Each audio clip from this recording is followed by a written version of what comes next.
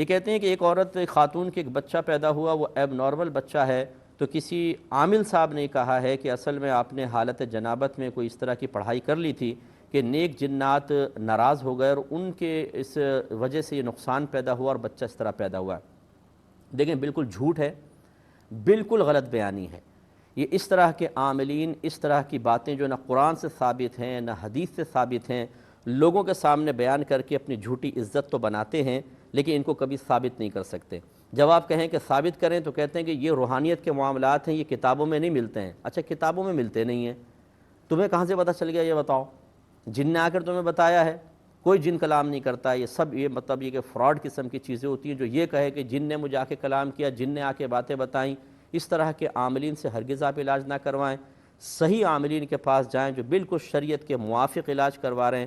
میں نہ عاملوں کا مخالف ہوں نہ ان سے علاج کروانے کا مخالف ہوں، لیکن جس طریقے سے ان ڈبے اور جعلی قسم کے عاملوں نے سادہ لوگوں کو لوٹ مار کر کے نہ ان کی عزت چھوڑی ہے نہ ان کا مال چھوڑا ہے، میں اس گروہ کا ضرور مخالف ہوں۔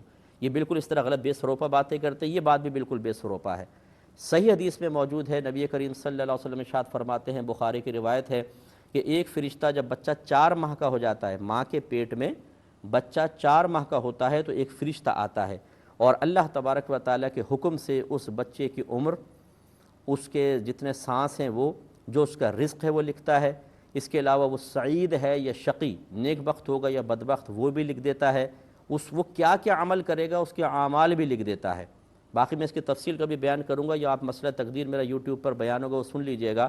اور پھر ایک روایت میں سرکار فرماتے ہیں کہ وہ اللہ تعالیٰ سے پوچھتا ہے، یا رب کریم اس کو کامل لکھوں یا ناقص؟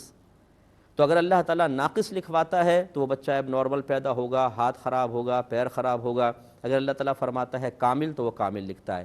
اسی طرح وہ اللہ تعالیٰ سے پوچھتا ہے، اللہ تعالیٰ اس کی جنس کیا لکھوں؟ اگر اللہ تعالیٰ لڑکا لکھواتا ہے تو لڑکا پیدا ہوگا، لڑکی پیدا ہوگی، یا تھرڈ جنس جو بنتی ہے، اگر اللہ کی مرضی ہوتی ہے اس کے مطابق ہوتا ہے۔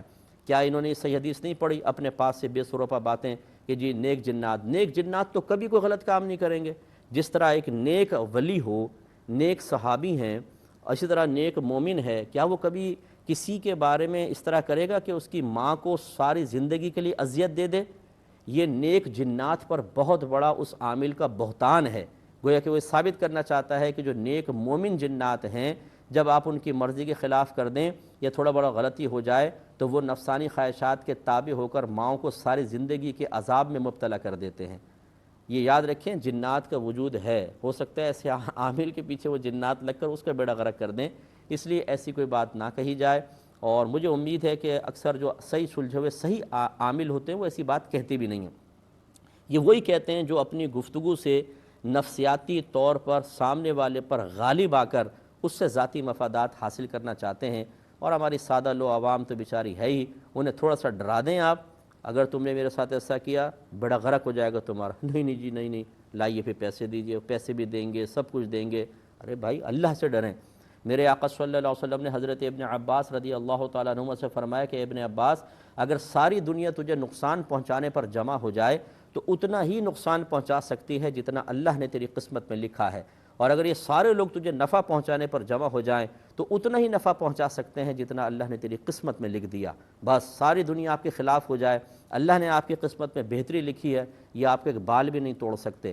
اور اگر ایک چھوٹا سا بچہ آپ کو نقصان پہنچانے پہ جمع ہو جائے اور اللہ نے آپ کے لیے پروٹیکشن نہ لکھی ہو، یہی بچہ آپ کو ختم کرنے کے لیے کافی ہو سکتا ہے۔ اس لیے ان باتوں کو اچھی طرح سمجھیے۔